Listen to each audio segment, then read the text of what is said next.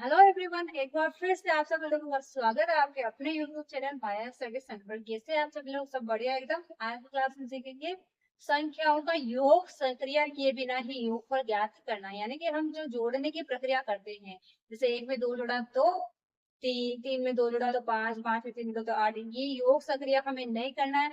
ये योग सक्रिय किए बिना ही हमें संख्याओं को जोड़ना है, वो भी ट्रिक के साथ, यानी कैसे जोड़ना।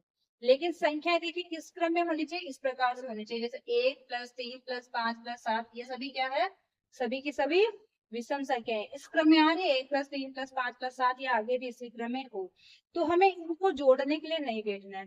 इस प्रकार के क्वेश्चन है ना, एग्जाम में भी पूछे जाते हैं। प्लस आपके फ्रेंड्स भी आपको जैसे कभी कभी आपके साथ ऐसे पजल के टाइप से खेल खेलते हैं कि चलो मैं आपको पूछता हूँ कि मुझे ये संख्या को जोड़ के बताओ, और आपको पेन और पेपर कुछ भी नहीं उठाना है। वो आपको ऐसे रेंडमली बोल देता है एक प्लस तीन प्लस पांच प्लस सात प्लस नौ को जोड़ के बताओ। अब उसने तो वो तरीका पहले से समझा हुआ है कि हाँ इनको कैसे जोड़ना है, तो वो आपको तो एक सेकंड में बता देगा, लेकिन आपको फंसा देगा। तो आपको भी इस तरीके ऐसे तरीके सीखे रखना है। अब इस तरीके से अपन कैसे जोड़ेंगे? आपको जब भी इस प्रकार से जोड़ना हो, या आपको इस योगफल दिया जाए और आपको योग सक्रिय नहीं करना, यानी कि जो जोड़ने की प्रोसेसिंग है ना, वो नहीं करनी, तो हमें इस प्रकार की संख्या को जोड़ना, तो कैसे जोड़ेंगे? संख्याओं को गिन लेना है कि वो कितनी है संख्या में। जैसे आपको एक प्लस तीन प्लस पांच प्लस सात प्लस नौ को जोड़ना है, तो इनको जोड़ना नहीं है, हमें क्या करना है? इनको गिन लेना है, एक दो तीन चार पांच, कितनी है? पांच। तो इसका सूत्र क्या होता है? N square. एन स्क्वायर का मतलब क्या? संख्या में जितनी है ना, ये उनका स्क्वायर कर देना। कितनी है? पांच है ना, तो पांच का स्क्वायर क्या हो जाएगा? 25। है ना, एकदम आसान।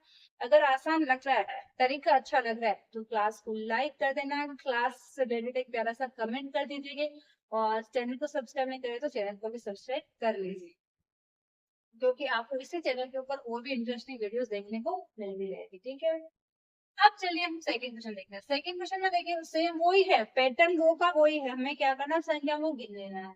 दो, दो चार, दो छह, दो आठ, दो दस। दस है ना, डायरेक्ट क्या कर देंगे? दस का स्क्वायर बराबर क्या हो जाएगा? 4। अब देखिए जब अपन स्क्वायर सीखे थे, इसलिए मैंने आपको पहले इसके पीछे की क्लास में क्या सिखाया था? एक से लेके 40 तक की संख्याओं के वर्ग।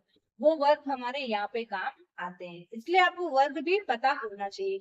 अगर आपको वर्ग करना नहीं आता, वर्ग याद नहीं है, तो आप इनके आंसर इतनी आसानी से नहीं दे सकते। ठीक है ना, भाई आपको 10 का वर्ग आता ही नहीं है, अगर आपको 5 का वर्ग आता ही नहीं है, तो आप कैसे दोगे? इसलिए आपको वर्ग भी आना जरूरी है।